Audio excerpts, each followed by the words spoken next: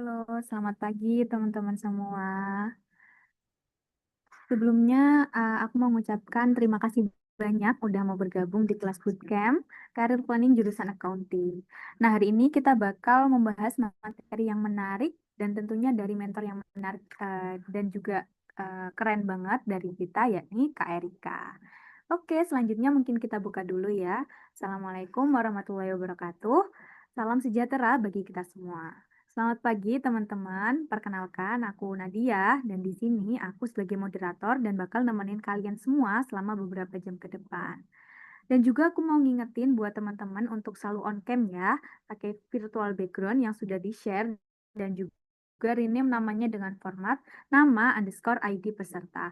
Atau bagi yang belum punya ID peserta bisa diganti dengan format nama instansi underscore nama instansi teman-teman. Misalnya nih, Febri underscore Universitas Diponegoro. Oke, mungkin bisa on cam ya teman-teman. Oke, sebelum masuk ke materi, aku mau cek ombak dulu nih semangat teman-teman. Biar mungkin lebih semangat nih pada pagi hari ini. Kali aja kan teman-teman pada baru bangun atau belum sarapan. Oke, udah pada siap belum nih? Yang udah siap dan semangat ketik satu dong di kolom komentar.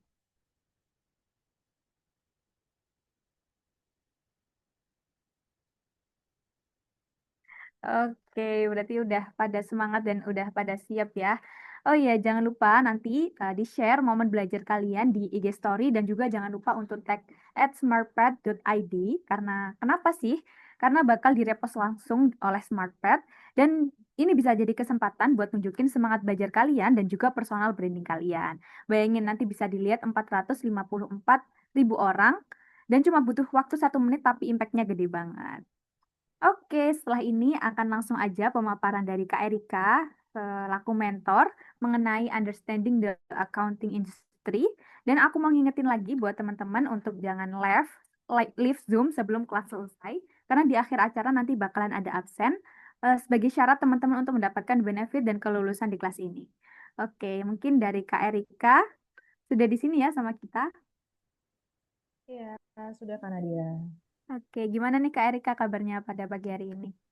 Puji Tuhan kabar baik dan semangat, udah semangat juga sih buat Oke. nyampein materinya. Oke, Alhamdulillah karena Kak Erika udah siap. Oke, langsung saja waktu dan tempat kami persilahkan. Oke, terima kasih Kak Nadia. Suaraku bisa kejelas terdengar ya, teman-teman.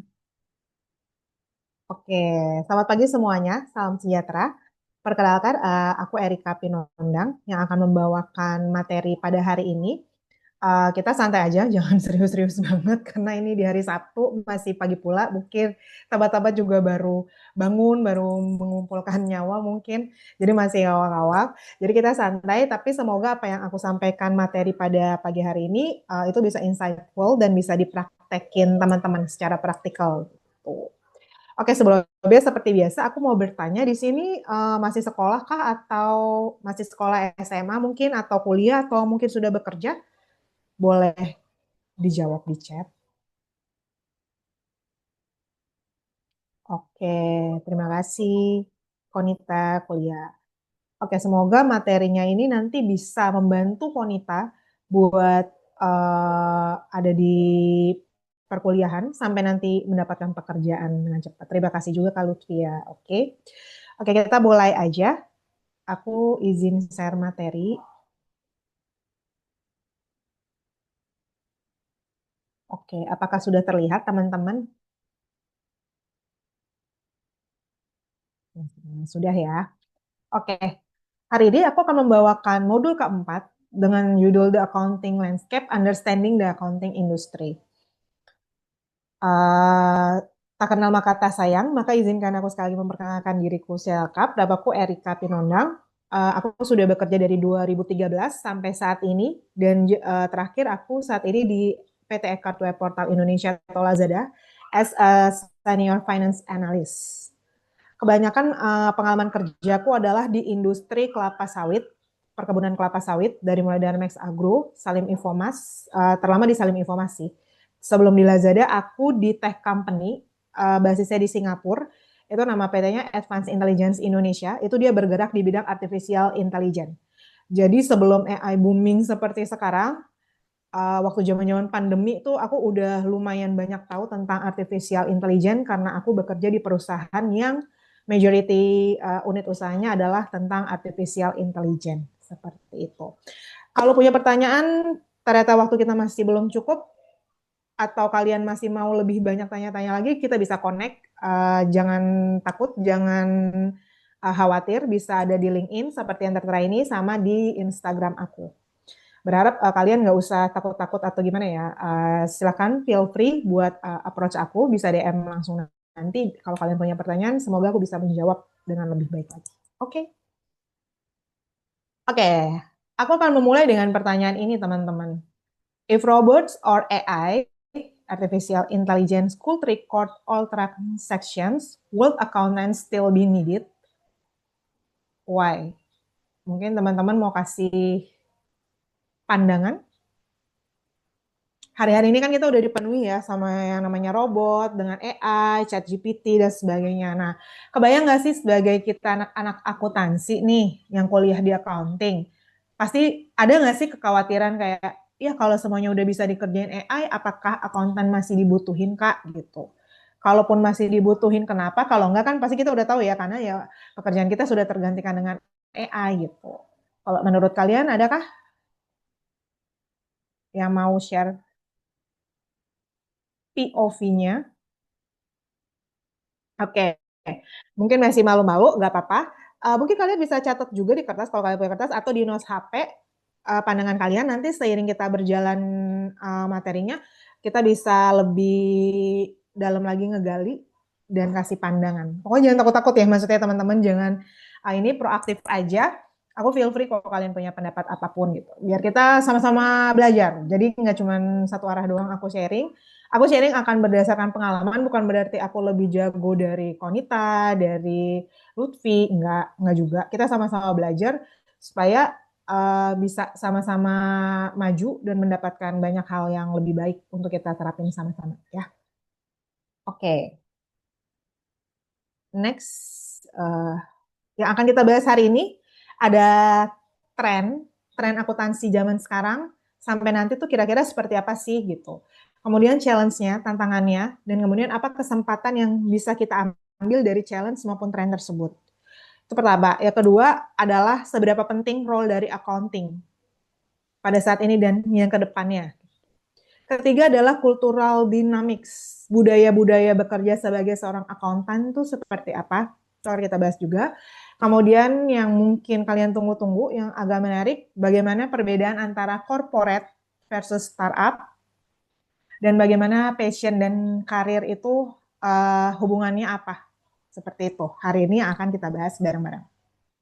Aku mulai dari trennya dulu ya. Jadi kita akan bagi tren, challenge, dan opportunity-nya. Tren yang pertama adalah digitalization and automation. Apa sih artinya Kak? AI, Cloud Accounting, and RPA. RPA itu Robot Process Automation, take over repetitive tasks. Jadi jurnal-jurnal yang berulang, yang setiap bulannya sebagai accounting kita lakukan, itu sekarang udah di take role sama mereka semua. Bisa pakai AI, bisa pakai cloud accounting seperti Xerox, kemudian Google Cloud, seperti itu teman-teman kalau kalian tahu. Kemudian QuickBooks online, kayak gitu. Jadi digitalisasi dan otomatisasi ini adalah pekerjaan yang tadinya dulunya manual seperti input data, rekonsiliasi, atau membuat laporan dasar, sekarang dilakukan sama teknologi. Untuk AI itu dia bisa mengelompokkan transaksi otomatis, bisa memprediksi juga tren keuangan.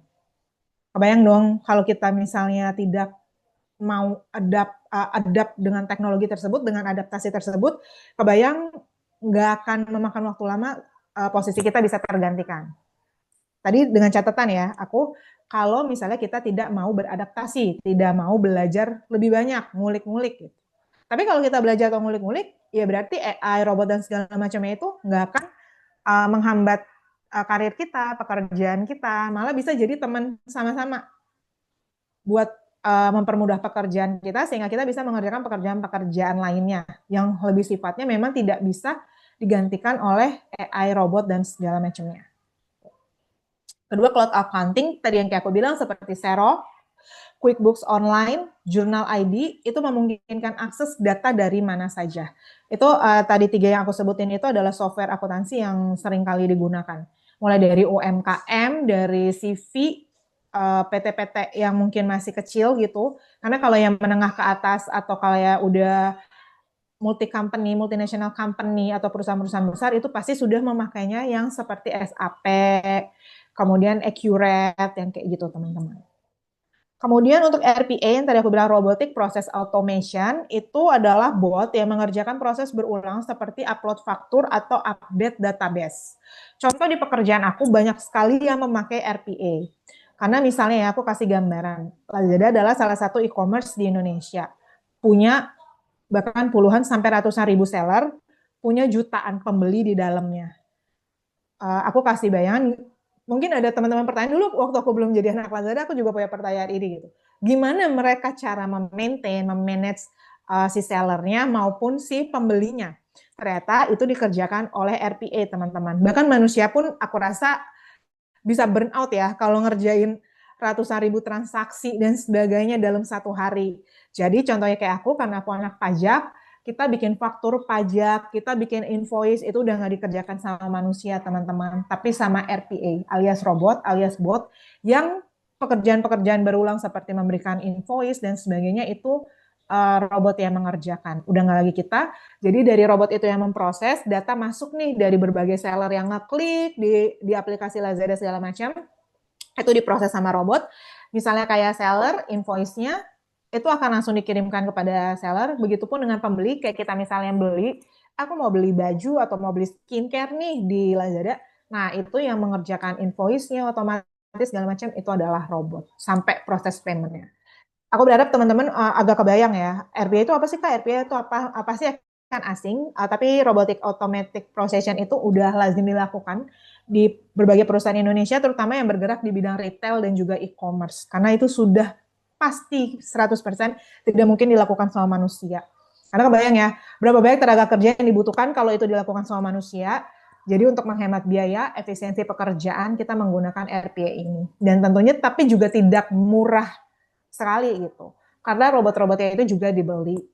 Butuh biaya ini cuman pasti itu menghemat tenaga manusia dan apa namanya meminimalisir fraud juga sih, kesalahan-kesalahan. Karena manusia kan pasti ada aja kesalahan manualnya seperti itu. Dengan robot itu bisa diminimalisir semua. Kemudian dampaknya untuk akuntan tuh apa sih Kak?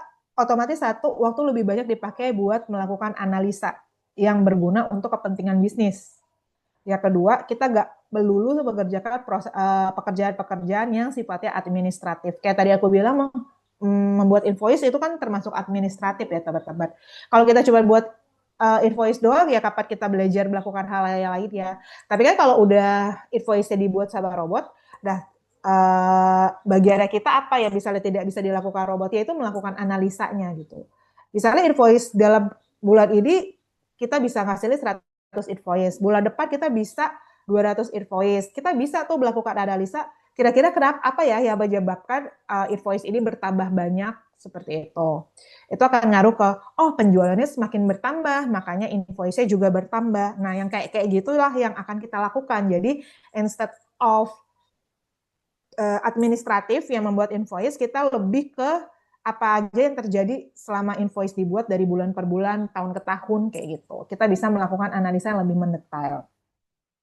Sehingga pengambilan keputusan untuk manajemen juga lebih cepat dan lebih akurat dilakukan. Jadi nggak sekedar ngetik-ngetik angka doang. Accounting nggak sekedar melakukan administratif doang. Oke, di sini why it matters, less data entry, more problem solving and analysis. Tuh. Real real case-nya seperti apa tadi ya sudah aku jelasin, real life example-nya. Ini juga sama, memperkecil less data entry input manual karena sudah dilakukan sama robot, sama cloud accounting dan AI kayak gitu. Jadi lebih banyak mencari solusi, melakukan analisa untuk pengambilan keputusan yang baik bagi manajemen. Habis digitalization and automation, trennya apalagi data analitik. Apa maksudnya? Akuntan sekarang nggak lagi cuma membuat laporan. tapi juga membaca data untuk memberikan insight. Misalnya, kenapa biaya pemasaran naik 30% dari bulan lalu? Apakah berdampak pada penjualan? Kayak tadi aku bilang nih, invoice bulan ini kita ada nge-create, robot ada nge-create 100, bulan depannya lagi ada 200. Apa ya yang terjadi? Bulan lalu cuma 100, bulan ini ada 200. Nah, apakah penjualan naik? Jadi kan banyak ya kemungkinan-kemungkinan. Nah, itulah di situ tugas kita sebagai accounting berperan untuk menganalisa data-data yang udah masuk, yang udah dibikin dari si robot-robot tadi. What it means, accountants now interpret data for business insight. Kemudian why it matters, combines tech and finance skill in demand globally. Secara baik di Indonesia maupun secara global, kombinasi antara finance skill sama tech skills itu udah sangat penting banget teman-teman. Ketika kita mampu mempunyai dua skill ini dengan baik, maka demand untuk pekerjaan bukan lagi kita yang mencari pekerjaan, tapi pekerjaan yang mencari kita, karena kita punya skill yang lengkap seperti itu.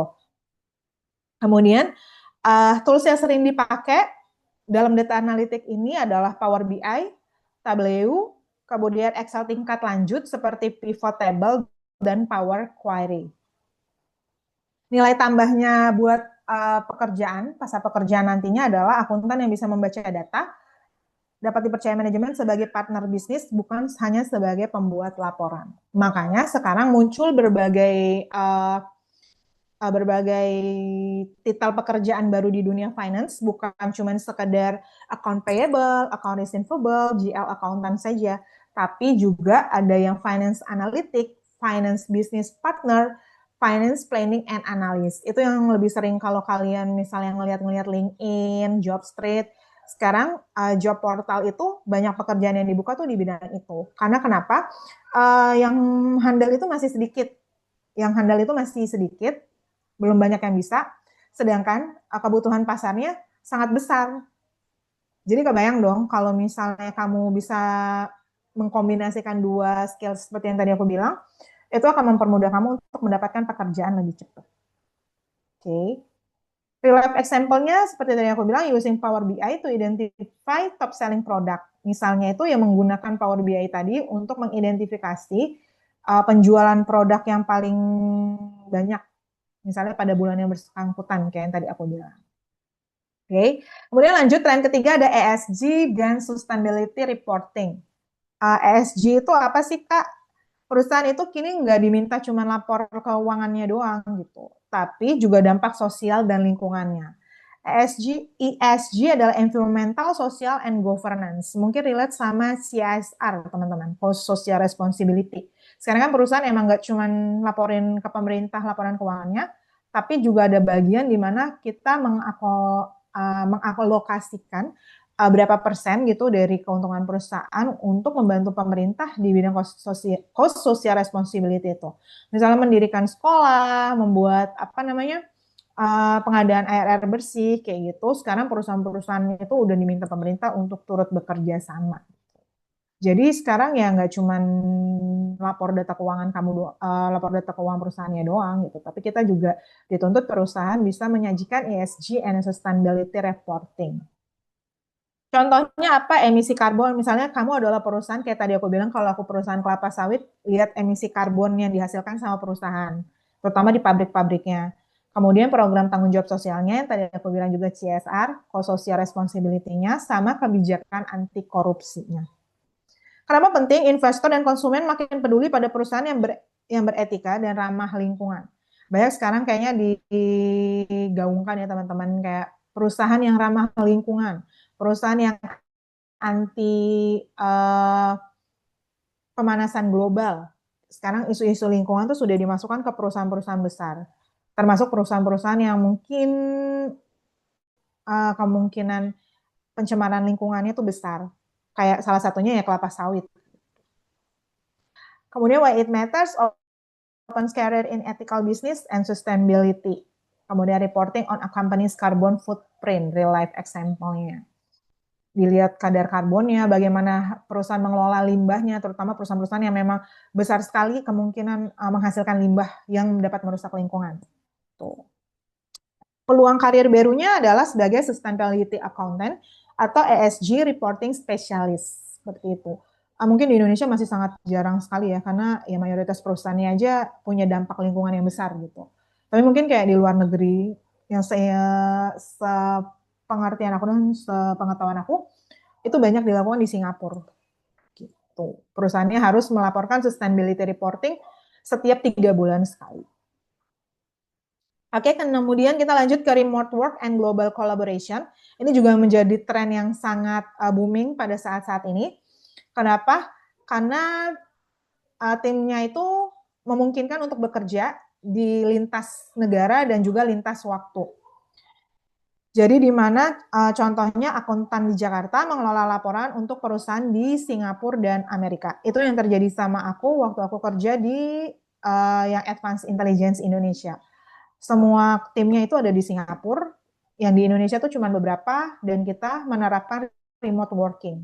Cuman dalam 1 bulan kita ada pertemuan entah di Singapura atau di Jakarta untuk bahas kayak monthly meeting seperti itu.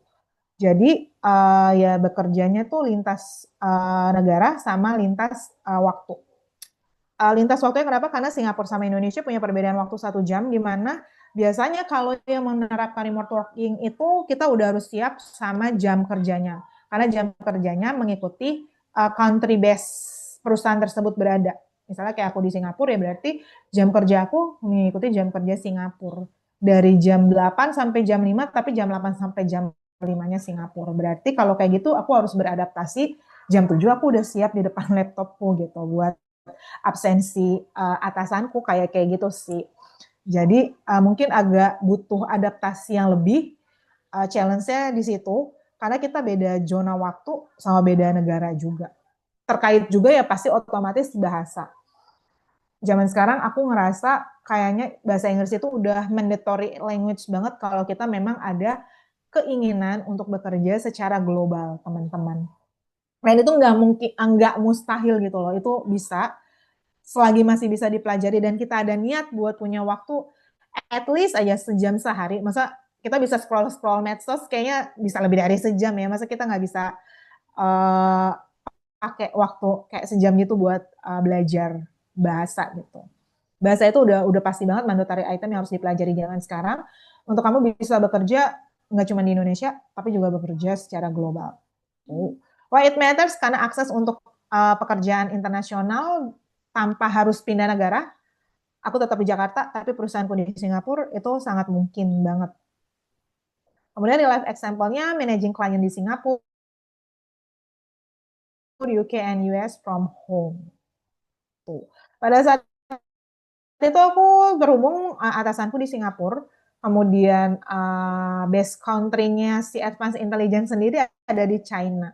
Jadi kita ada 3 negara dengan zona waktu yang berbeda-beda. Meeting pun harus menyesuaikan sama mereka.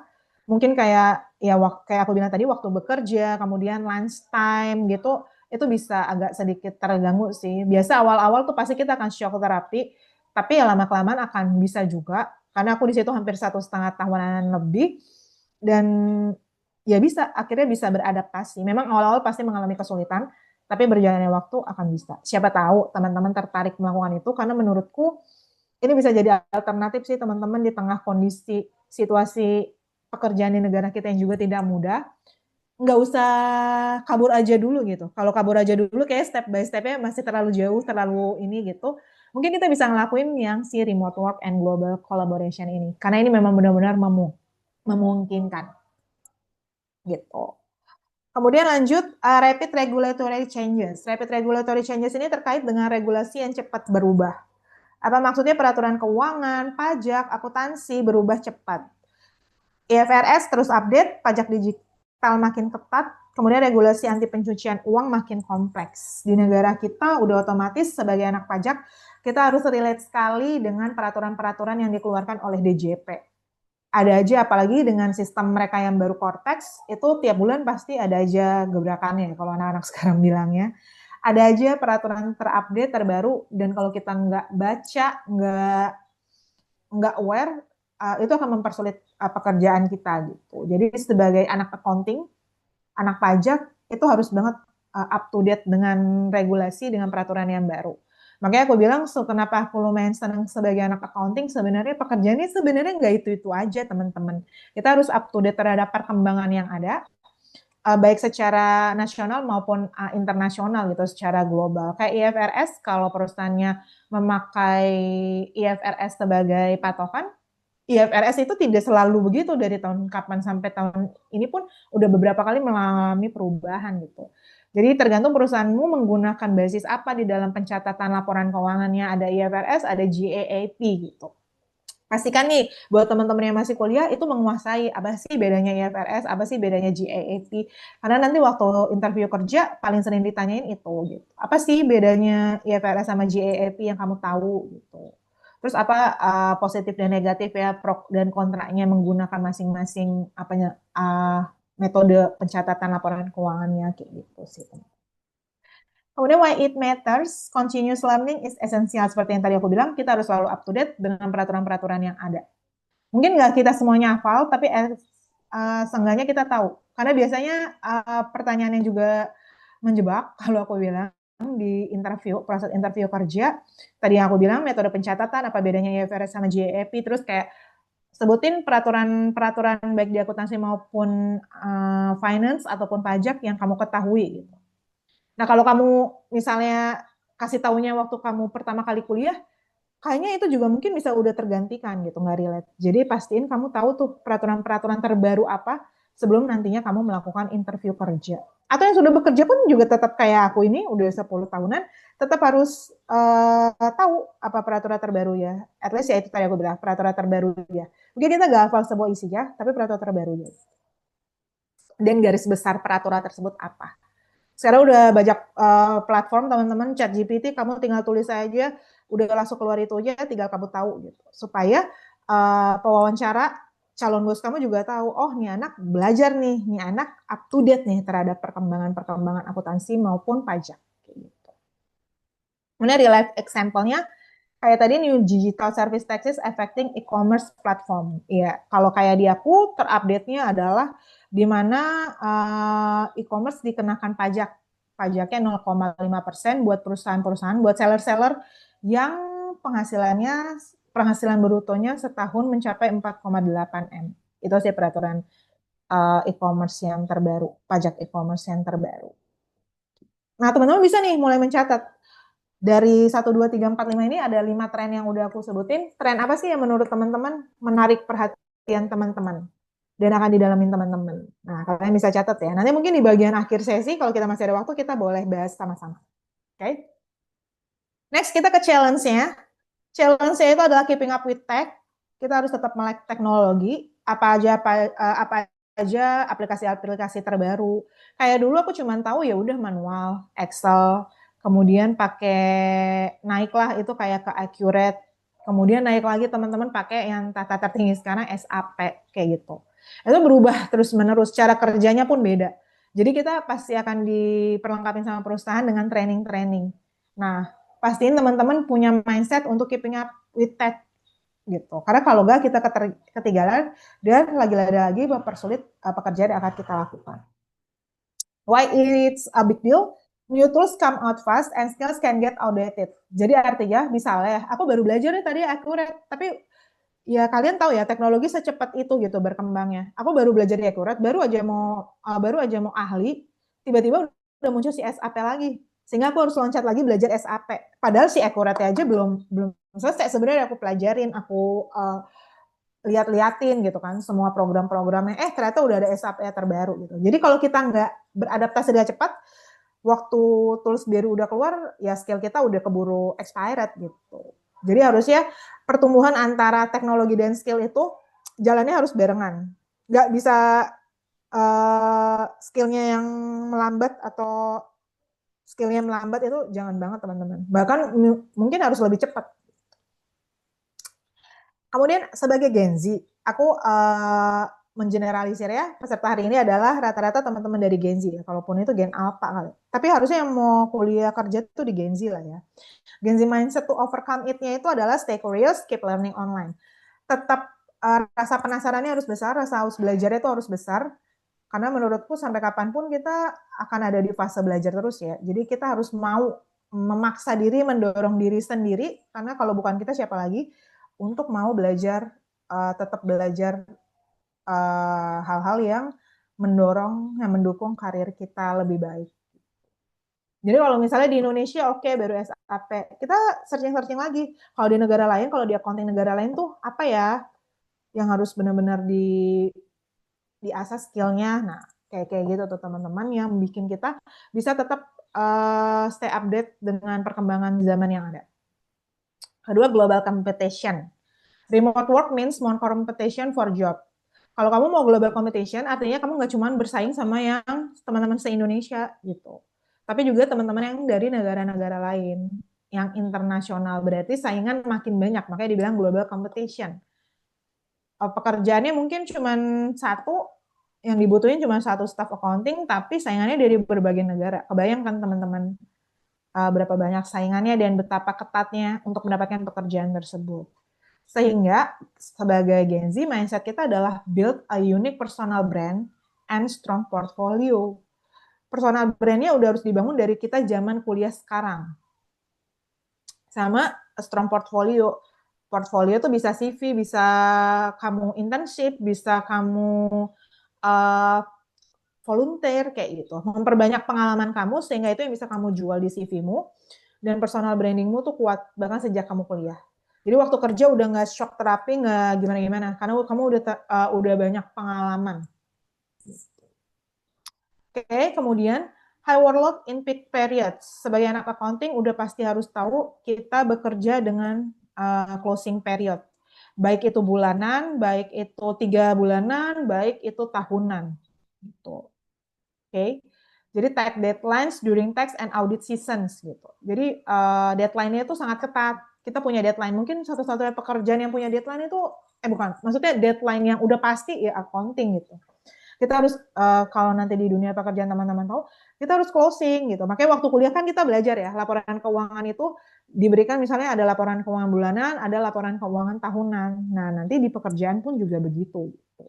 Tight deadlines. Kalau yang lain mungkin ya udah deadlines-nya misalnya kayak procurement mungkin ya sebulan aja gitu. Mereka nggak akan ada tahunan atau gimana kan. Gitu. Dan kita antara pekerjaan bulanannya, pekerjaan yang sedang berlangsung sama audit season, audit itu yang tahunan, itu bisa jadi barengan. Jadi makin besar lah load pekerjaannya. Kemudian apa yang harus dilakukan mindsetnya adalah time management and mental resilience are key.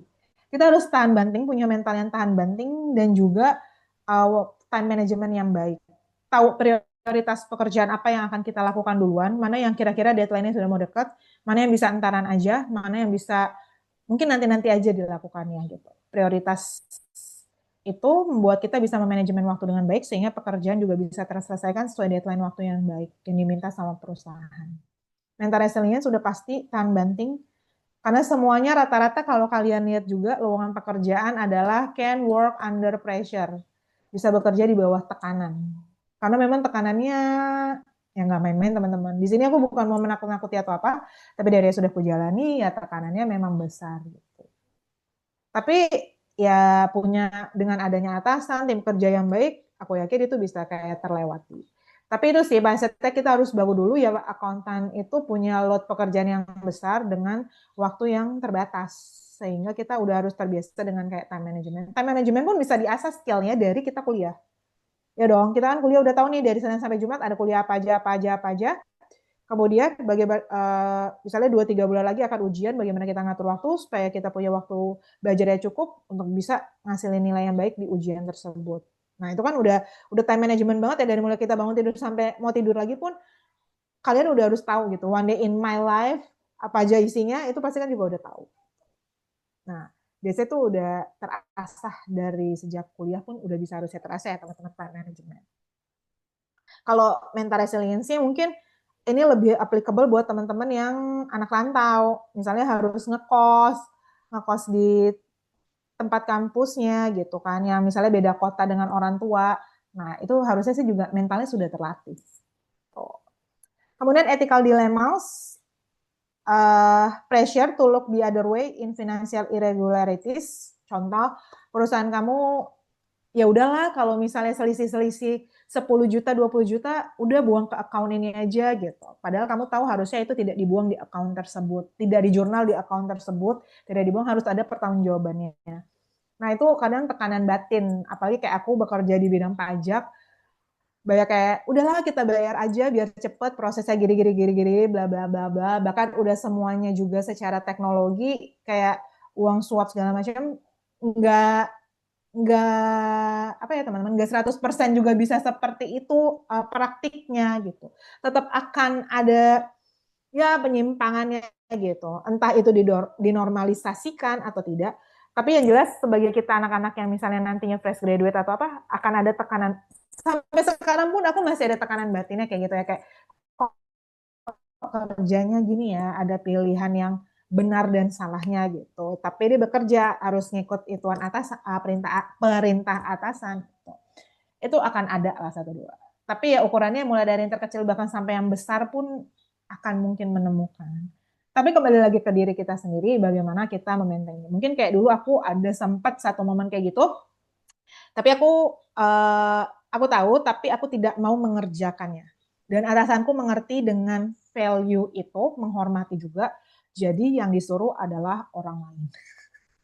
Seperti itu sih teman-teman. Jadi kayak pressure-nya akan tetap ada, tapi aku meminimalisir resikonya seperti apa. Karena aku bilang aku tidak mau gitu.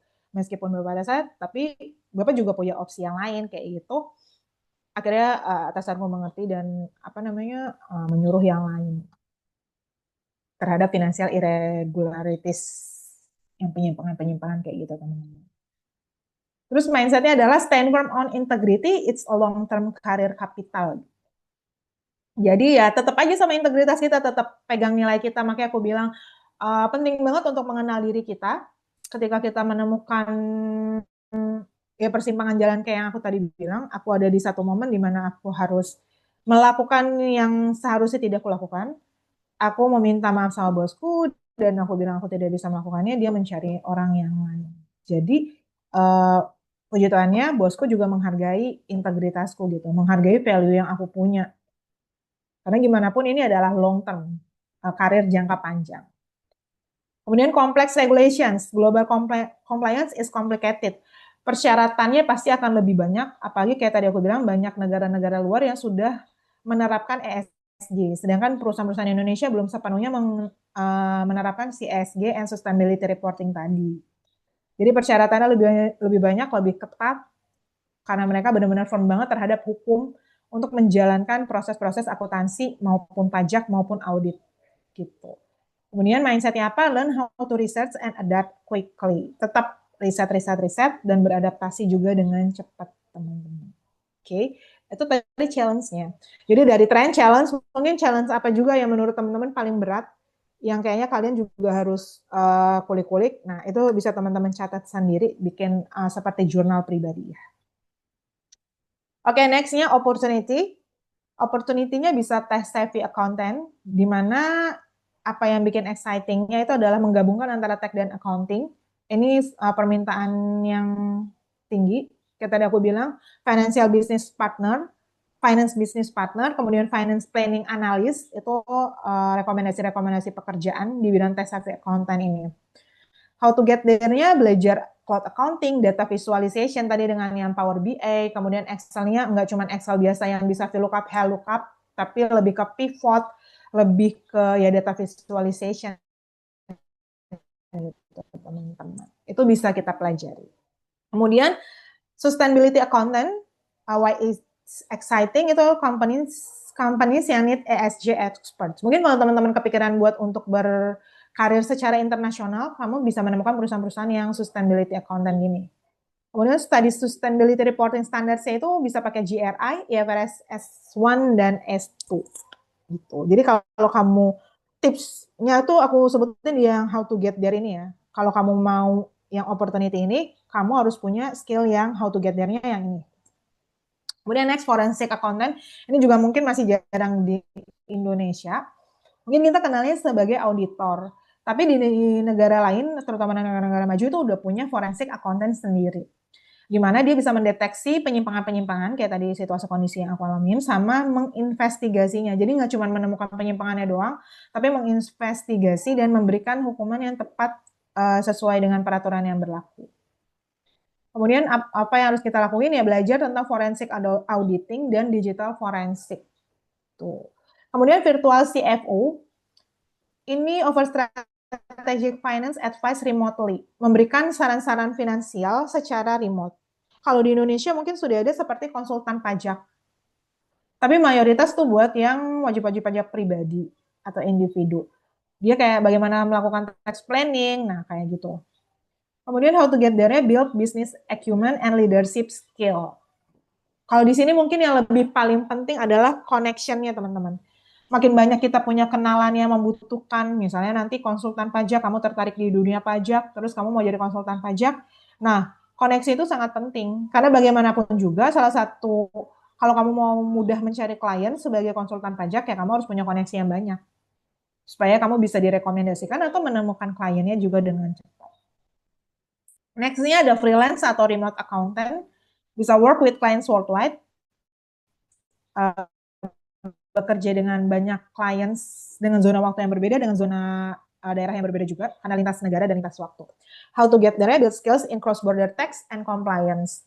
Mungkin karena kamu kliennya global, ya nggak cuma tax Indonesia doang yang kamu pelajarin, tapi kayak tax Singapura seperti apa, tax Malaysia seperti apa, mungkin bisa lingkup yang dari kecil dulu yang Asia Tenggara. Teksnya Vietnam seperti apa, Thailand seperti apa, kayak gitu. Keuntungan aku kalau misalnya saat ini aku bekerja di Lazada, setidaknya kayak teks dari country lain tuh aku bisa pelajarin. Kayak gimana sih mereka memproses PPh, bagaimana sih mereka memproses VAT, kayak gitu-gitu. Aku belajar juga dari negara lain. Jadi ada ilmu yang bisa aku dapetin.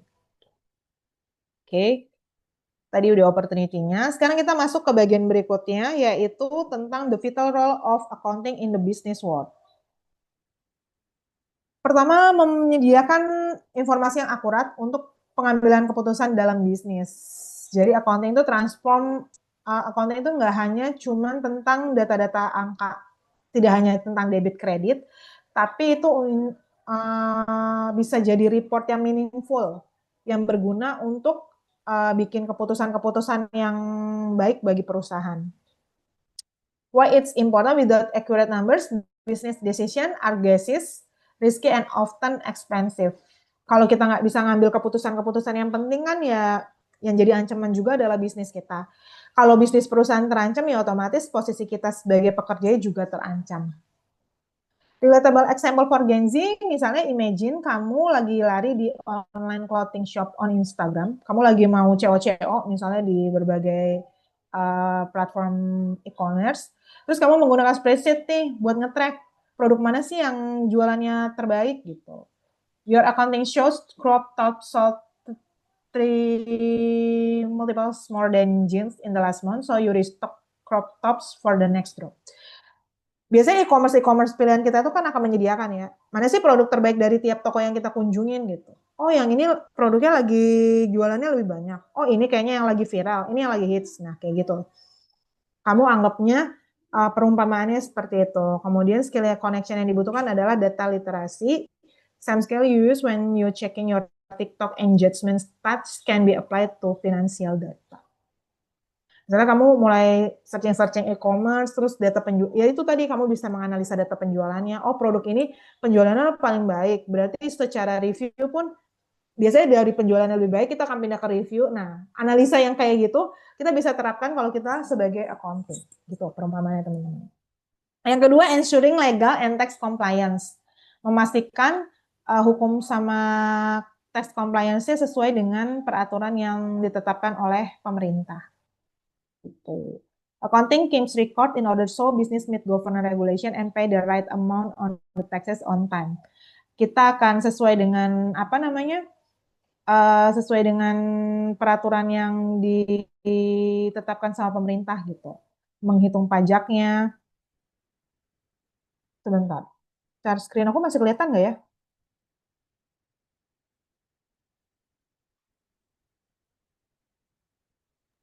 Masih, Kak. Oke, terima kasih. Oke, soalnya tadi agak menghilang. Sebentar, teman-teman. Oke, jadi kita sampai di sini, external legal and tax compliance. Laporan keuangan kita itu sudah memenuhi standar yang ditetapkan baik secara peraturan peraturan pemerintah maupun sesuai dengan ketentuannya gitu.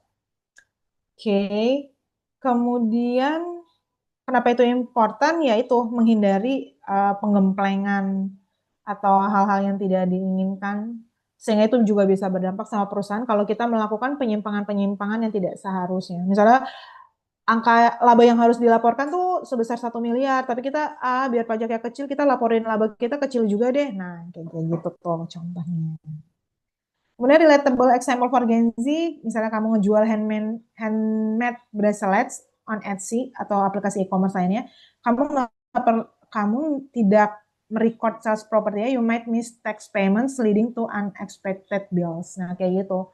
Jadi demi mengurangi pajak, kamu juga mengurangi labamu, itu sebenarnya nggak bagus.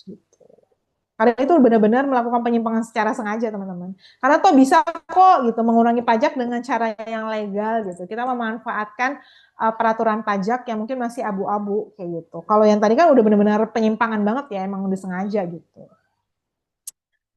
Skill connection-nya itu ya detail oriented. Same focus you use when double checking a code in a game or editing a video can save a business thousands in penalties.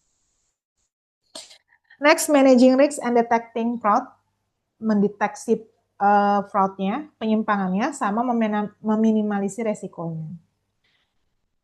Dengan mengetrack transaksi dan kita menemukan pattern yang nggak sesuai, itu bisa jadi sinyal untuk kita bisa memperbaiki menjadi yang benar gitu, laporan yang benar yang bisa kita pertanggungjawabkan.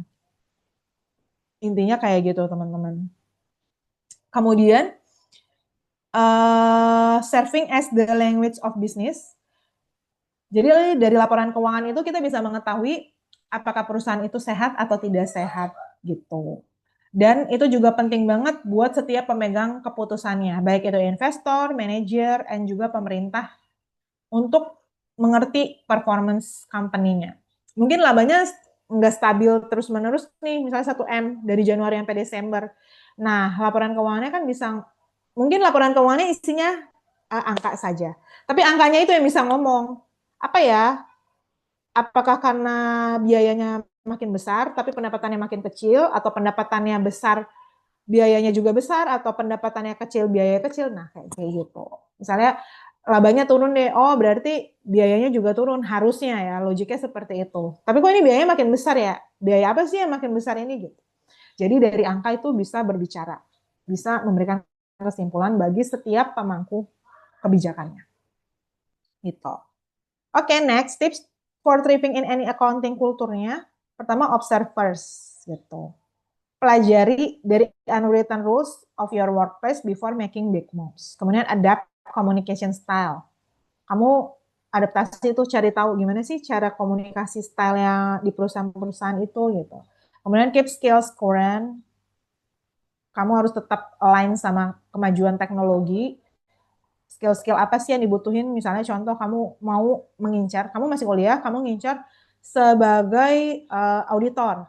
Apa aja sih skill di auditor saat ini yang dibutuhkan supaya kamu udah memperlengkapi diri sehingga nanti udah waktunya mencari kerja, udah tahu nih skill-skill yang dibutuhin itu dan sudah kamu asah dari zaman kamu kuliah.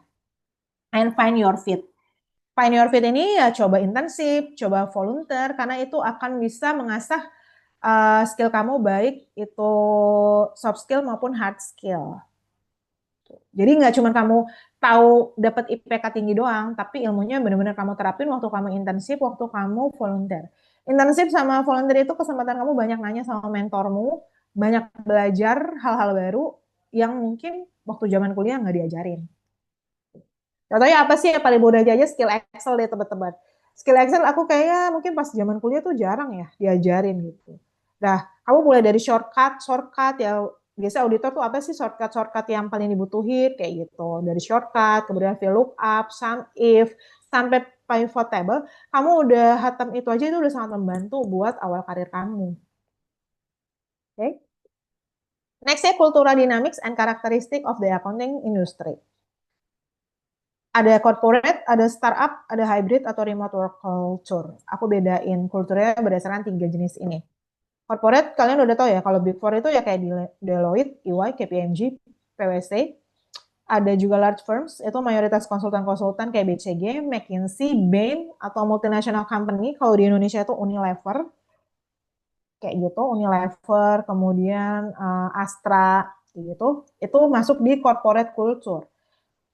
Dia struktur hierarkinya jelas, clear boss employee leadernya, strata senioritasnya tuh jelas gitu. Misalnya dari junior staff, senior staff, accounting manager, kemudian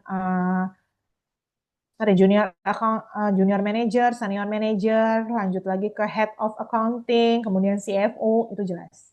Strukturnya, hierarkinya tuh jelas, terstruktur. Kemudian bajunya formal, komunikasinya juga formal, bapak, ibu. Kemudian clear roles and job description-nya juga jelas gitu. Enggak, kamu hanya melakukan apa yang sesuai dengan job description waktu kamu melamar. Pro cons-nya itu, pro-nya ada stability, well known, brand on your CV. Ya udah pasti CV kamu mentereng kalau si nama-nama perusahaan yang tadi aku bilang ada di CV kamu gitu ya. Tapi pastikan juga bukan dia kayak sebulan 2 bulan bekerja terus kamu langsung resign ya. Jangan juga kayak gitu. Itu masih dipertanyakan meskipun nama CV-mu ada mengandung unsur-unsur brand ini gitu. Kemudian akses to structure training programnya juga jelas. Kemudian cons-nya itu ada less flexibility, more formality, may feel too traditional for creative personality. Kalau kamu menyampaikan pendapat, kalau di korporat tuh sangat jelas ya. Kamu tidak boleh melampaui atasan kamu gitu. Misalnya melampaui supervisormu. Meskipun padahal ide kamu tuh sangat clear, sangat bahkan bisa membantu keadaan kondisi perusahaan. Tapi karena ada struktur yang jelas itu, kamu tidak bisa langsung menyampaikan misalnya pada saat meeting. Mungkin kamu harus menyampaikan sama supervisor, nanti supervisornya sampai lagi sama admin, dari admin juga baru nyampe. Jadi terlalu panjang untuk ide kamu bisa sampai sama bos yang paling atas sebagai pengambil keputusan. Itu kalau di corporate kayak gitu sih. Secara ide kita akan masih sangat terbatas. Kalaupun ada mungkin ya nggak langsung disampaikan juga, nggak langsung ituin juga sih, dilakukan gitu. Kemudian kalau startup atau SME culture, SME itu UMKM, flexible roles, you might do accounting and other kemudian casual dress, informal communication, and faster decision making. Plus ya room for creativity and experimentation itu sangat luas. Bos itu benar-benar ngedengerin ide kita banget dan kita nggak perlu struktur harus nyampein dulu ke supervisor, dari supervisor ke admin kayak gitu itu nggak perlu. Ya kalau kamu meeting, bahkan kamu mungkin ditanya langsung, apa nih kira-kira inian yang ide yang kamu punya buat kondisi ini gitu. Itu langsung ditanyain. Dan bisa jadi kita langsung ditunjuk sebagai project leadernya. Jadi bisa nggak cuma accounting yang kita lakuin banyak hal, mungkin marketing, mungkin campaign, kalau di aku yang e-commerce kayak gitu, kita bisa belajar banyak sih. Kalau kamu tipe yang mau belajar banyak, nggak cuma di role accounting, nah startup tuh sangat cocok. Multitasking, kita harus sangat-sanat multitasking. Ya itu ada pro dan kontranya juga. Oke, closer teamwork, less bureaucracy. Kemudian negatifnya less job security, unpredictable workload, less formal training, you learn by doing. Ya, kita sangat-sangat learn by doing. Kita coba, kita trial, kita coba. Kalau ditunjuk sebagai project manajernya berarti kita makin kebanyakan tugas, makin unlimited lah work hours kita. Tapi itu bisa jadi positif, bisa jadi negatif, tergantung bagaimana POV kamu. Kayak gitu sih kalau di startup. Ya, setiap perusahaan pasti memiliki positif dan negatif kulturnya sih teman-teman. Pilih aja mana yang lebih paling cocok sama kamu. Kayak gitu sih kalau boleh saran dari aku. Kemudian hybrid atau remote work culture, ada virtual meetings, chat cloud tools, and asynchronous work. Focus on output, not office hour. Yang penting kerjaan beres, soal jam kerjanya mungkin ada yang ya udah pokoknya lu standby 8 jam gitu. Ada yang gue ya lu mau cuman online sejam 2 jam tapi asal kerjaan beres ya udah nggak apa-apa juga. Itu tergantung balik lagi depend on the boss ya. Kemudian plusnya work from anywhere, bisa cafe, bisa rumah, bahkan bisa traveling sambil bekerja. Jadi sejam 2 jam kamu online buat nyelesain kerjaan, habis itu kamu udah jalan-jalan. International exposure udah pasti. Kemudian negatifnya can feel isolated without in-person connection. Koneksi sama orangnya sedikit. Kalaupun ada koneksi, ya virtual meeting banyaknya gitu. Kita tidak bisa secara real. Kayak aku, ya untuk mengurangi itu waktu aku kerja di Advanced Intelligence itu ya kita ngadain pertemuan sebulan sekali gitu. Ketemu, jadi kayak, oh ini kok yang di meeting tuh ini si Erika nih yang ngomong kayak gitu-gitu. Oh Erika ini orangnya yang ini kayak gitu-gitu sih teman-teman. Requires strong self-discipline and time management menurutku. Karena nggak akan ada yang mencecer kamu, nggak ada yang, ini ya, besok harus jadi ini ya. Aku kasih kamu tugasnya hari ini, besok harus selesai. Nggak ada orang yang kayak gitu, teman-teman. Cuman dia tahu besoknya kamu harus submit to report, kayak gitu. Jadi benar-benar butuh strong disiplin diri yang tinggi sama time management yang tinggi. Karena nggak ada yang akan ngejar-ngejarin kamu, nggak ada yang akan dorong-dorong kamu. Yang dia tahu, hari ini dia ngerjain tugas, dia kasih tahu deadline-nya, 1 hari, 2 hari, 3 hari, seminggu, ya udah selesai. Karena semua fokusnya pada output, bukan pada proses. Oke? Kemudian, what will you choose antara corporate life sama startup life? Itu ada dari structure-nya, decision making-nya, ada dari workload-nya, ada training-nya, risk level, innovation, networking, sama dress code-nya. Mulai dari hal yang formal sampai non-formal. Puji Tuhan aku udah ngerasain baik di corporate maupun di startup. Kalau dari pengalamanku, aku memilih waktu aku masih umur 20-an tahun ya teman-teman. Di mana tenaga masih besar, otak juga masih besar ya baru-baru lah, maksudnya belum lama juga bekerja. Pengen tahu banyak role, tapi aku tidak, terus terang aku pribadi aku tidak cocok dengan auditor yang kayak di Big Four karena jelas jam kerja sangat-sangat unpredictable. Meskipun di startup lebih unpredictable lagi, kamu bisa bangun pagi udah langsung harus join meeting, bisa unlimited work hours sebenarnya. Selesai pun tidak yang selesai jam 6 sore juga. Ya selama bos kamu masih online, masih harus ini itu ya udah. Aku tetap harus available kayak gitu. Tapi kalau kamu mau belajar banyak, kamu mau tahu sudut pandang bosmu dan langsung belajar dari bos ya, karena kita tuh kalau di startup itu bisa banget meeting sama bos setiap saat. Even kita anak accounting gitu, karena dia pengen tahu perspektif kamu, dia pengen tahu POV kamu gitu. Jadi masih remahan rengginang pun pendapat kamu tuh mau dipakai atau nggak dipakai ya, tapi masih benar-benar ditanyain. Jadi itu membuat kita grow lebih cepat sih menurutku. Dan juga dari salary-nya. Pasti startup jauh lebih cepat ketimbang corporate. Gitu. Tapi kalau jenjang karir, kalau kamu pilihnya jenjang karir dan kestabilan, jangan coba-coba startup. Karena startup itu high risk, high gain ya menurutku ya. Jadi resikonya besar, gajinya memang besar, tapi kamu jangan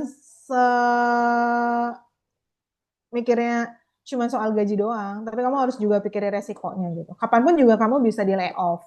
Kayak gitu sih teman-teman. Yang harus benar-benar diperhatikan dari memilih corporate atau startup. Oke, which one fits you antara corporate atau startup? Yaitu depend on you lagi balik.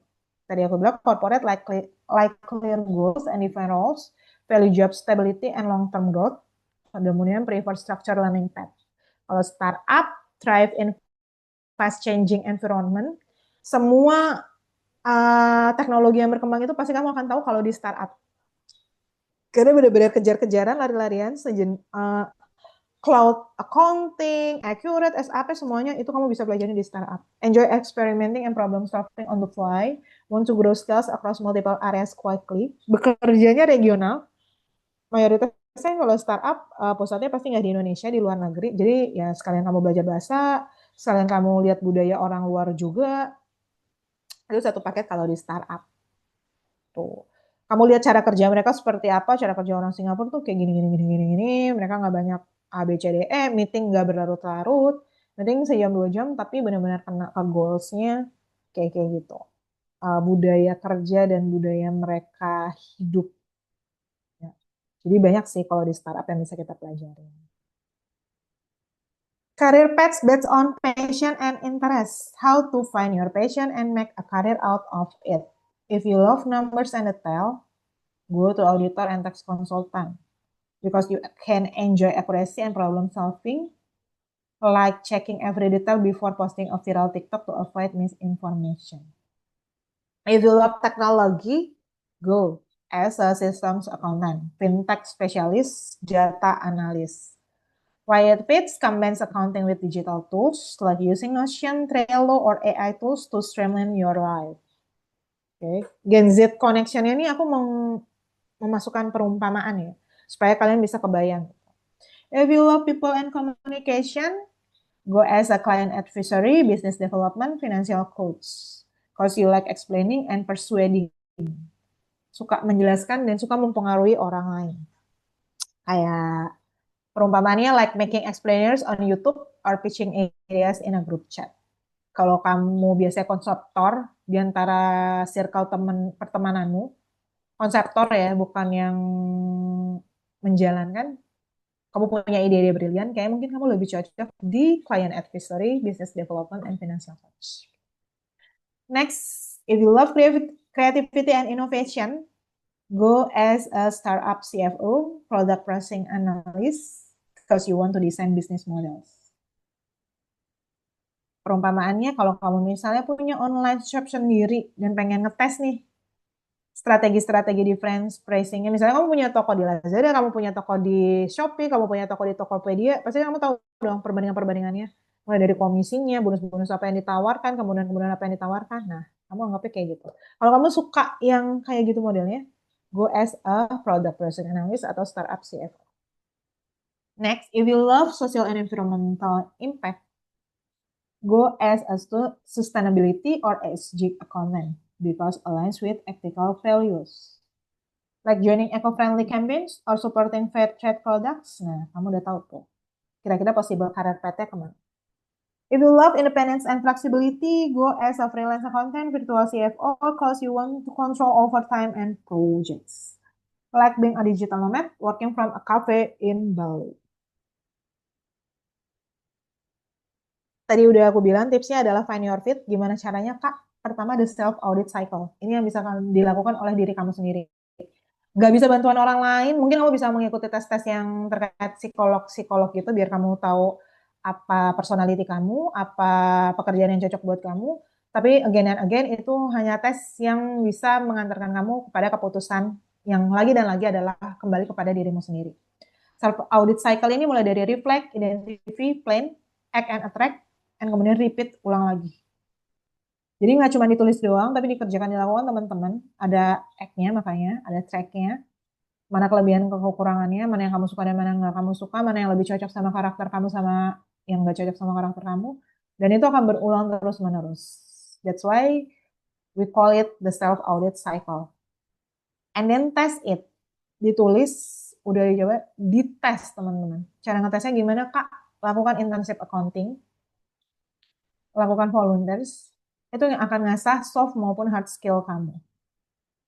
Oke, biar kamu tahu, oh waktu aku internship di Big Four, gue nggak cocok lagi jadi auditor itu pusing, apalagi di peak season. Pulangnya, aku berangkat dari pagi sampai pulang lagi pagi lagi, Kak, terus begitu lagi berulang. Nah, kira-kira kamu mau nggak kerja kayak gitu dalam jangka waktu yang lama? Nggak cocok, di kesempatan internship berikutnya coba lagi, yang mungkin budayanya startup, yang mungkin corporate, sampai kamu menemukan di masa internship kamu pakai sebulan, 2 bulan, 3 bulan untuk merasa aku cocoknya lebih cocok di mana? Di startup kah? Di corporate kah? Atau kamu mau daftar jadi PNS kah? Di pemerintahan itu juga silakan. Gitu. Kemudian talk to a mentor. Berkali-kali di bootcamp manapun aku bilang kamu harus punya mentor yang kamu percaya, yang kamu memang lihat dia berkembang sekali. Dan kamu pengen jadi seperti dia. Entah itu di mungkin kakak angkatan kampus kamu, kakak tingkat kampus kamu, senior kamu di kampus, atau nanti kamu menemukannya di waktu internship, gitu. Jangan malu-malu, jangan ragu-ragu teman-teman. Karena kayaknya kalau kita udah di level senior tuh senang sama anak-anak yang mau terdorong dari diri dia sendiri. Dia mau ngomong kayak, Kak, maaf banget nih, Kira-kira kakak bersedia nggak ya jadi mentor aku gitu. Aku mau punya banyak pertanyaan, aku mau nyoba ini itu gitu. Keberatan nggak ya jadi mentor aku kak? Jadi penting banget buat kita punya karir, punya mentor di karir kita. Talk to a mentor. Nextnya apa? Research roles. Selain kamu ikut internship atau volunteer, kamu bisa lihat secara nyata banyak banget sekarang konten-konten kreator yang udah bikin one day in my life mereka di pekerjaan mereka masing-masing. Ada yang misalnya sebagai account payable, account receivable, ada yang sebagai GL accountant. Lihat bagaimana hidup mereka mulai dari awal bangun pagi sampai mereka pulang kerja itu gimana keseharian mereka di kantor. Anak-anak account payable harus lihat invoice setumpuk itu mereka kerjakan, mereka selesaikan, lihat dokumen-dokumennya secara hard copy, di scan buat di soft copy, bagaimana mereka ngejurnal, bagaimana mereka motong PPh-nya, PPh apa yang dipotong, itu udah banyak banget tempat-tempat konten yang berseliweran kayak gitu. Dari situ kamu bisa ngelihat, ngeriset, duh kira-kira gue cocok nggak ya, gue mau nggak ya sama tumpukan dokumen-dokumen kayak gitu. Itu bisa membantu kamu buat menemukan mana yang paling cocok sama kamu. Accounting is no longer just about debit and credit. The industry is undergoing major changes due to technology, regulation, and new ways of working. So please teman-teman punya POV yang benar terhadap accounting di hari-hari ini dan hari-hari ke depan supaya kita bisa benar-benar jadi analis bukan cuma jadi administratif semua. Thank you.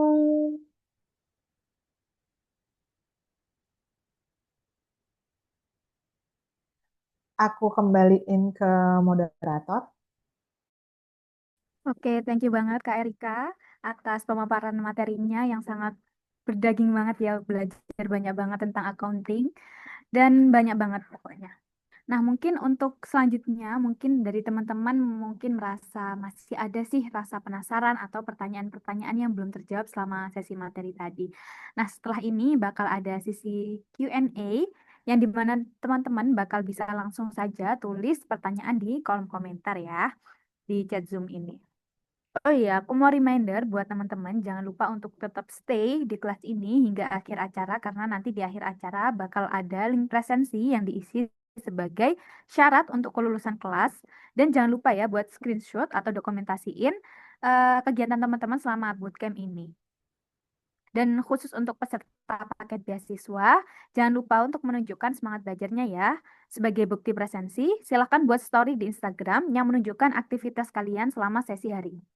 Jangan lupa mention kami di @smartpath.id supaya bisa kami repost.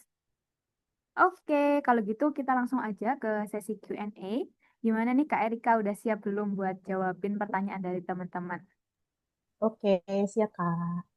Oke, mungkin ada yang ingin ditanyakan kepada Kak Erika, langsung aja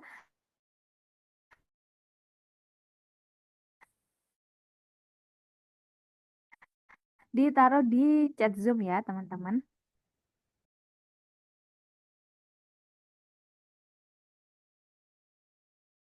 Mungkin dari Kak Konita ada yang mau ditanyain ke Kak Erika nggak ya?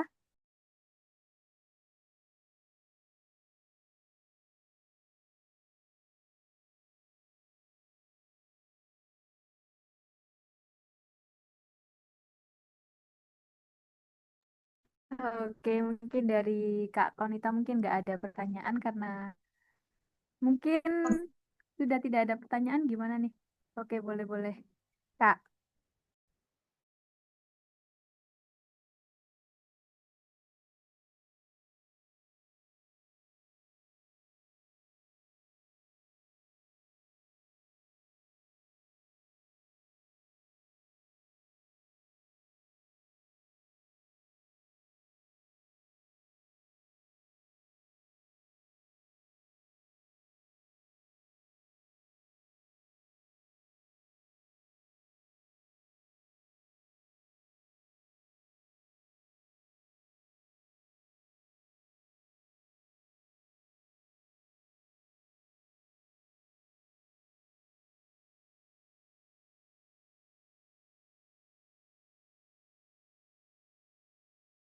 oke mungkin sambil menunggu mungkin dari Kak Erika ada yang ingin disampaikan dulu apa enggak ya Kak? Hmm, ini teman-teman bisa maksudnya feel free discussion ya, apapun yang misalnya lagi kebingungan atau apa tuh bisa ditanyakan gitu. Mungkin kalau Dita belum punya pertanyaan, mungkin ada yang masih bingung kah atau gimana. Tapi coba misalnya kayak tadi aku udah nyampein kayak tren, kemudian challenge-nya kayak gitu.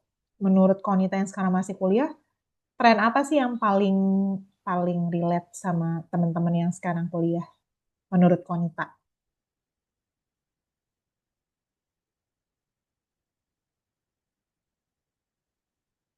Tadi kan aku izin share lagi ya, mungkin Konitanya lupa dari tren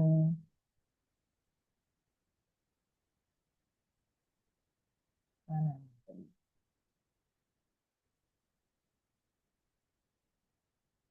Atau kayak udah kebayang belum sih kira-kira nanti Konita lebih memilih di corporate atau di startup? Itu dulu deh.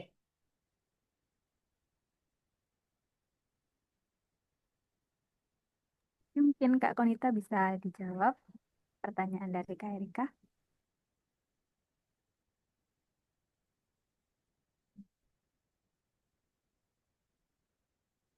Karena sekarang kan banyak suka bingung tuh, iya ya mau corporate atau mau startup.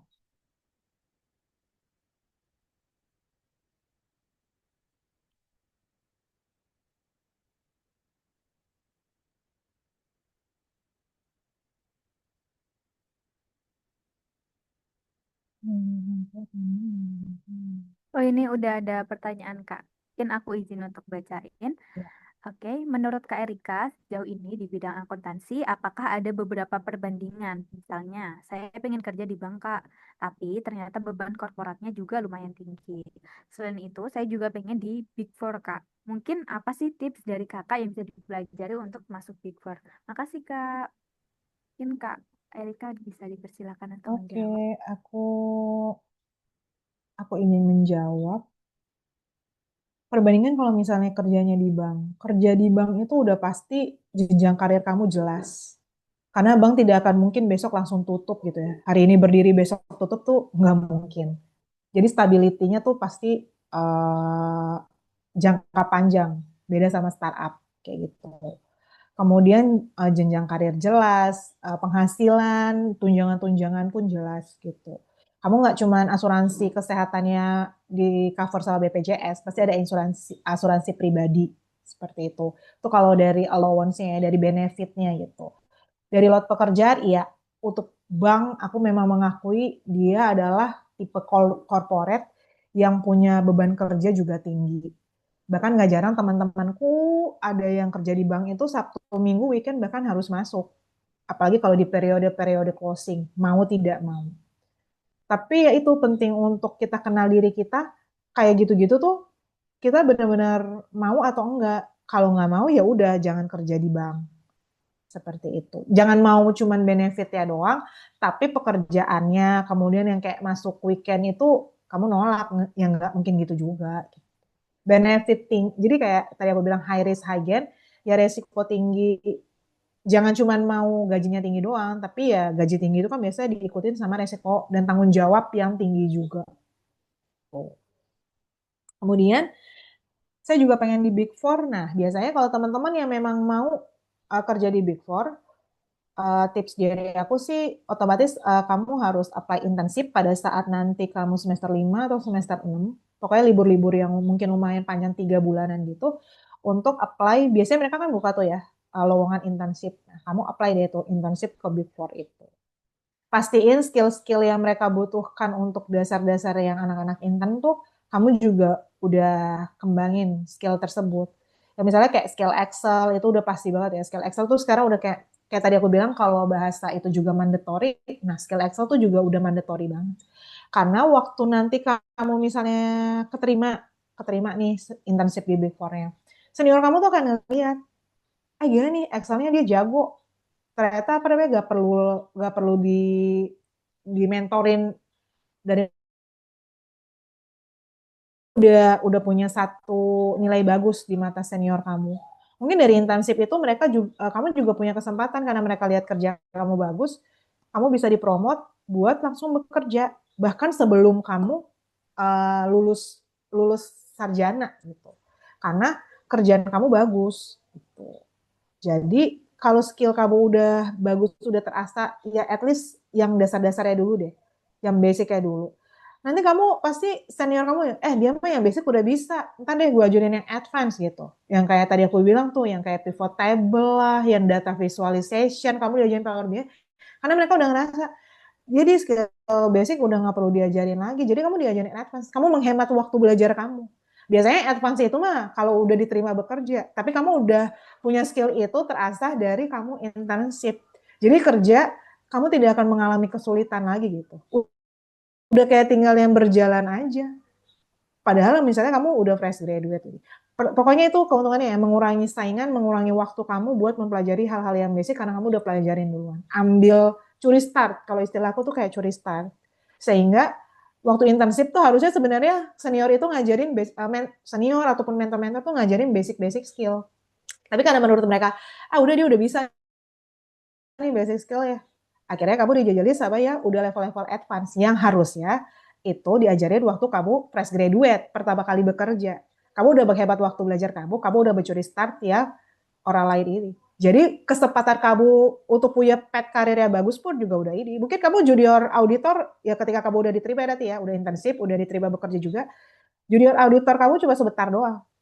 Mungkin kamu akan lebih cepat lagi naik ke level senior, asisten manajer, bahkan manajer. Dari itu semua kamu itu karena kamu udah ngerintis dari kuliah, bukan dari awal kamu bekerja. Kayak gitu sih. Semoga tipsnya bisa berguna dan dilaksanakan. Oke, thank you Kak Erika atas jawabannya. Terus ini tadi ada jawaban dari Kak Konita dari pertanyaannya Kak Erika tadi. Kalau dari Kak Konita jawabannya, kalau menurut aku pribadi sih aku lebih milih di korporat. Karena menurut aku, seperti yang tadi Kak Erika bilang, kalau jalur karir itu lebih jelas. Sama lingkungan kerja yang pastinya terorganisir Kak. Sama di korporat sendiri, kan juga memiliki proses sama prosedur-prosedur yang baku buat hampir semua halnya. Aku juga lebih suka jalur pembelajaran yang lebih terstruktur sih, Kak. Gitu. Oke, terima kasih Konita jawaban ya. Berarti kamu sudah juga memulai satu langkah, kamu sudah tahu diri kamu seperti apa. Mengenal diri kamu, self cycle audit kamu berarti memang sudah berjalan. Kamu tahu apa yang kamu mau, kamu tahu apa yang cocok buat kamu. Karena jujur setelah aku mencoba juga startup, kemudian remote working, jujur kalau untuk jangka panjang, aku juga lebih suka di corporate. Karena segala sesuatunya jelas, terstruktur. Senior pun kalau mau belajar juga sebenarnya di corporate juga banyak hal yang bisa kita pelajari. Lebih kayak gitu sih. Mungkin cuma lebih dikit ya itu tadi aku bilang untuk masuk jenjang karir dan jenjang penghasilannya aja. Ya mungkin kita harus sedikit lebih menunggu lebih lama. Kalau di startup lebih cepat, udah kayak gitu doang sih. Tapi kalau dari segi struktur, lingkup pekerjaan juga lebih utama ya. Itu sangat jelas, sangat nggak gado-gado kayak di startup. Karena kita tahu ya startup kan namanya juga perusahaan rintisan, merintis gitu.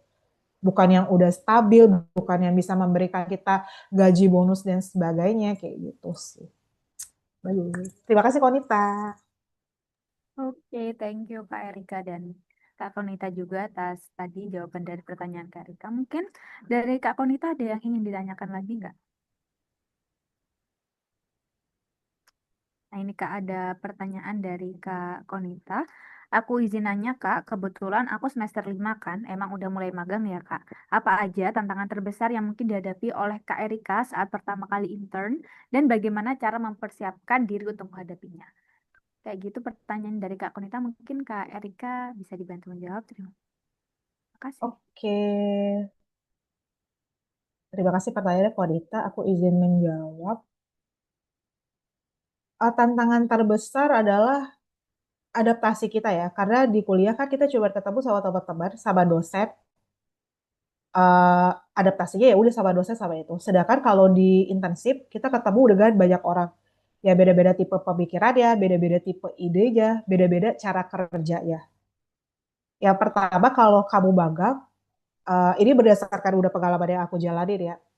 Pertama adalah kamu harus mampu punya kemampuan analisa. analisa lingkungan kerjamu seperti apa. Mulai dari bos, mulai dari rekan kerja, senior-senior kamu lihat tuh, mana ya cara kerjanya paling baik, tadi aku bilang, deketin buat jadi mentor. Kalau kamu punya mentor, kamu akan mudah beradaptasi dengan dunia pekerjaan. Dia pasti akan mau lebih effort, lebih mau usaha kayak ngasih tahu kamu ini yang dikerjain. Mungkin dari bos kamu cuma dikasih pekerjaan A, tapi kalau sama mentor akan dikembangin nih. Mungkin ya berarti jadinya kita harus lebih punya ketahanan fisik sama mau kerja kerja ngerjain lebih banyak gitu dari yang seharusnya kita kerjakan. Tapi bukankah itu tujuannya magang, teman-teman? Karena magang itu adalah kesempatan kita belajar sebanyak-banyaknya dan bisa menambah skill kita gitu. Jadi memang kalau di internship itu ya kita harus jadi apa ya kalau aku bilang yes man sih. Dikasih kerjaan ini ya udah ayo, dikasih kerjaan itu ayo. Pakai mindset ya udah gue biar happy ngelakuin ini gitu. Toh itu ujung-ujungnya buat gue bukan buat orang lain. Karena skill gue akan bertambah kalau gue mau ini. Kalaupun tadinya cuma dikasih tugas A, kamu yang lebih proaktif. Makanya aku bilang kemampuan menganalisa gimana lingkungan kerja tempat kamu magang nantinya. Kalau mereka cuma kasih A, terus kamu udah menyelesaikan dengan baik, kamu tanya lagi, apa ya yang kira-kira bisa saya kerjakan? Jadi mereka langsung punya ini, oh ini anak inisiatif nih, ini anak mau belajar lebih banyak nih. Kayak gitu sih kalau Anita. Karena di Lazada berdasarkan pengalaman aku lagi juga, aku punya banyak anak internship dan semua kebetulan puji Tuhan mentalnya kayak gitu semua. Kayak, Kak boleh nggak ya aku dikasih kerjaan ini karena aku pengen ngelihat korteksnya nih. Kayak gimana sih cara ngerjainnya kayak gitu-gitu. Mungkin iya, mereka tidak langsung dikasih kerjaan yang kita pegang. Tapi mereka tahu nih gambarannya.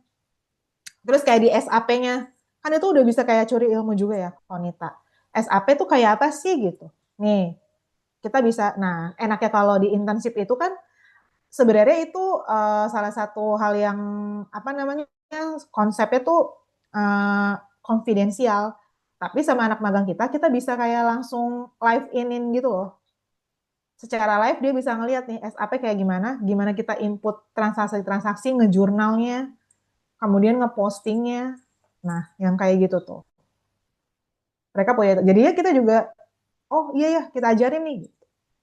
Karena kadang karena kita udah bekerja ya, kita juga kadang ini mau nggak ya kira ya di kita ya kalau sebagai senior, ini mau nggak ya anak-anak magangnya dikasih kerjaan kayak gitu juga kita berpikir ya takutnya mereka kayak kewalahan, kecapean, terus malah jadi misu-misu kayak gitu sih kadang ada ya gitu ya. Jadi kayak seniornya enggak, tapi kalau dari kaliannya kan kayak ada nggak ya yang bisa aku pelajarin gini. Nah kita tuh akan dengan senang hati banget menjelaskan, ngajarin kayak gitu. Jadi perlu proaktif juga sih Konita kalau sama magang. Jangan segan-segan buat nanya, itu kesempatan kamu, waktu yang harus kamu gunakan sebaik-baiknya buat ya bertanya banyak-banyak, mencoba berbagai aplikasi, sistem yang ada di perusahaan tersebut. Oke, thank you. Thank you Kak Erika buat jawabannya. Mungkin ini jadi pertanyaan terakhir karena ada keterbatasan waktu juga. Kalau teman-teman masih ada pertanyaan atau ingin mempelajari lebih lanjut, kita akan next belajar besok hari. Oke? Oke, mungkin dari Kak Erika sendiri ada closing statement untuk kelas hari ini nggak ya, Kak? Oke, kalau sendiri aku, semoga apa yang aku sampaikan hari ini teman-teman kembali lagi bisa jadi insightful dan semoga itu nggak cuma insightful doang, tapi benar-benar bisa diaplikasikan agar nggak perlu takut khawatir untuk approach aku, misalnya menemukan kendala atau apapun nanti di selama bahasa magang kalian ataupun selama bahasa internship atau volunteer kalian kayak gitu. Sukses lancar-lancar semuanya. Semoga bootcamp ini benar-benar bisa membawa kalian menuju pekerjaan yang kalian impikan. Terima kasih. Oke, thank you Kak Erika buat closing statement buat kelas hari ini. Mungkin yang terakhir sebelum kita menutup acara kelas pada hari ini, nggak afdol kali ya kalau misalnya kita nggak dokumentasi terlebih dahulu nih. Jadi teman-teman boleh dibantu on cam dulu ya untuk sesi foto bersama yang akan aku pandu. Dan teman-teman juga boleh banget untuk ikutan screenshot untuk sebagai bukti kehadiran webinar kali ini ya.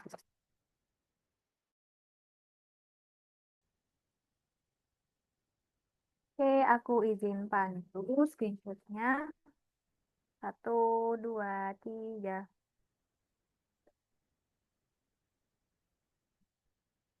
In sekali lagi. Satu, dua, tiga.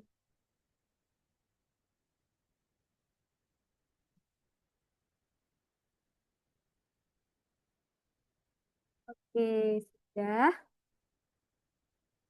Bentar.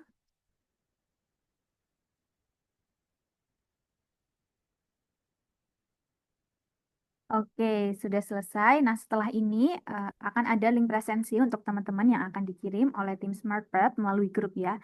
Jangan lupa untuk isi absen dan teman-teman buat klaim benefit yang akan didapatkan nantinya. Dan nggak terasa kita sekarang udah di penghujung acara. Terima kasih banyak untuk Kak Erika atas materinya yang sangat insightful pada pagi hari ini.